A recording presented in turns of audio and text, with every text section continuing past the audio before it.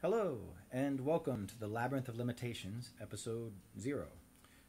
This is a multi-part little episode with just small little videos where I'm trying to talk about the overview of things, of why I'm talking about things in the order and with the emphasis that I'm giving them, particularly around Barry Harris and chromaticism, which the thing is that normally when music theory students learn music theory, like in music school, chromaticism is saved for a little later in the game.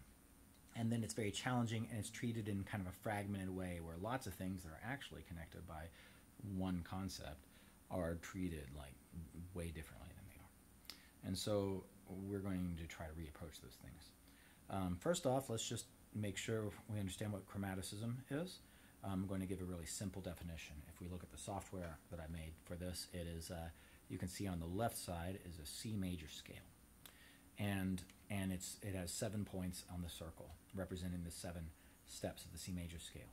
And on the right, we have the exact same C major scale, but now it is posited over 12 nodes, and you can see that some of them have the C major scale notes and some of them do not. So we have the notes that aren't in the C major scale are the chromatic notes. So here's the C major scale. And here is a chromatic tune.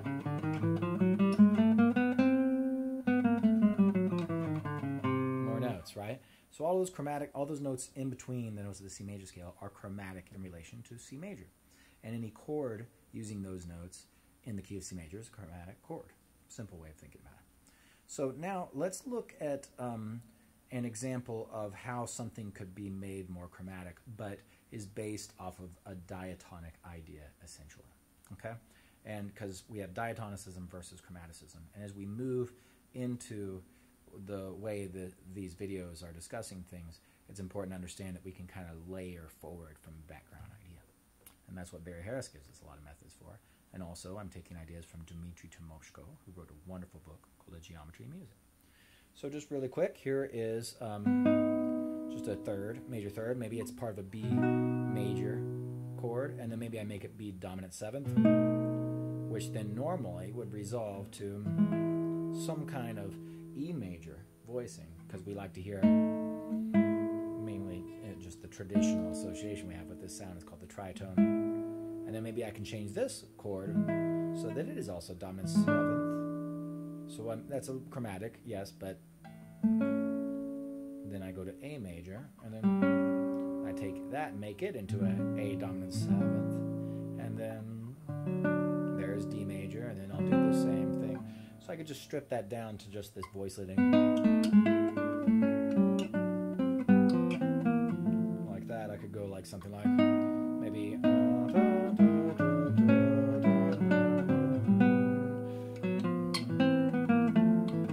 You could dress it up in lots of ways. What about that? Kind of makes me think of a song by the Kinks. You know, Driving is the name of the song. But I think it does something like it does that. So anyway, I'm doing this, and I'm trying to isolate just the sound of this. What about if I do this? So we're just focusing on this, which is embedded inside. But now I'm going to decide, well, I'm just going to stick with this. I don't need to have the non-dominant 7th chord.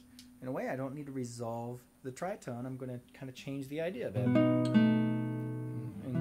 instead of that more traditional sound.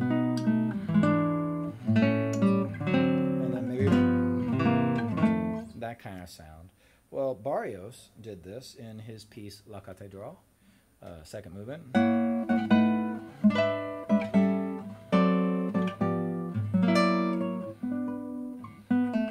What is it?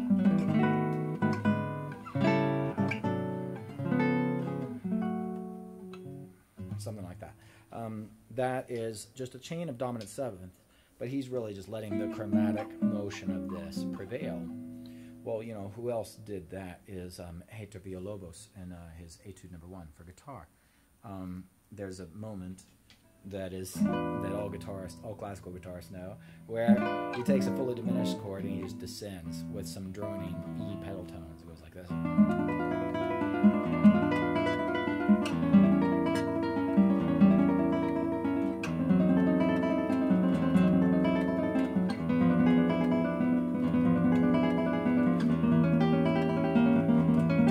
So he keeps going down. He goes down all the frets. So what is this all about? Everybody always wonders, why is he doing that? I mean, students always wonder. He just goes down. I mean, it sounds cool.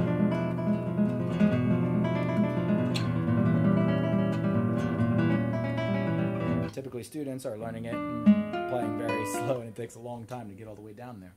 Well, part of what makes that work is that this, if we look at something from Tymoczko, from a geometry music, we look at this, what I have in the software, image of a tesseract. This is a four-dimensional cube that coincidentally perfectly maps something very important in chromatic music. If you look at the top of the tesseract, it has a fully diminished seventh chord, which is what this is. Okay? And then it shows at the bottom of the shape another fully diminished seventh chord that is 1/2 step below. And then all the other nodes in that shape represent moving one note from one chord by 1/2 step downward to produce a new chord. So like say I do this, and I get G7 from a F7 fully diminished chord. So I just got one dominant seventh. What if I flat a different note? That is D flat 7. And then what if I flat this one? That's E7 and B flat 7. Okay, now what if now I've become B flat 7. Now I'm going to flat maybe my first finger note. And now this is a dominant 7 flat 5. Or it could be B flat, dominant 7 flat 5 is a good choice there. I'll say B flat, dominant 7 flat 5, or E dominant 7 flat 5. And okay, so then I'm going to flatten this one. And now this is a half diminished seventh chord, and then I finally flatten this one, and now I get that fully diminished seventh. So that's what this shape represents. Now something very important is the top level of this shape. You can see that there are 4 dominant sevenths related to this chord. And that means this chord, that's part of the aspect that makes this chord with its tritone here and here. It could go, or go, and you know, it could do, actually, it could resolve in all kinds of ways. So I can, resolve it. Any of the notes can go up by half step and resolve because it's related to all these dominant seventh chords. That's one way to think about it. And so actually when I do this, well, I'm actually doing this or something like that. Maybe yeah, I should go you know, I could pick any of those dominant sevenths at the top of the shape and then move down, and now I have the same situation one level down, you know. What I'm actually doing is I'm doing this original idea. Whoops. Whoops. But instead of this, I'm going to go. It's more chromatic, it's more intense, but it's still associated with the same original idea. And so that's the start of the conversation. Taking an idea, tritone resolution and dominant sevens, and making it more chromatic, making it what Villalobos made it.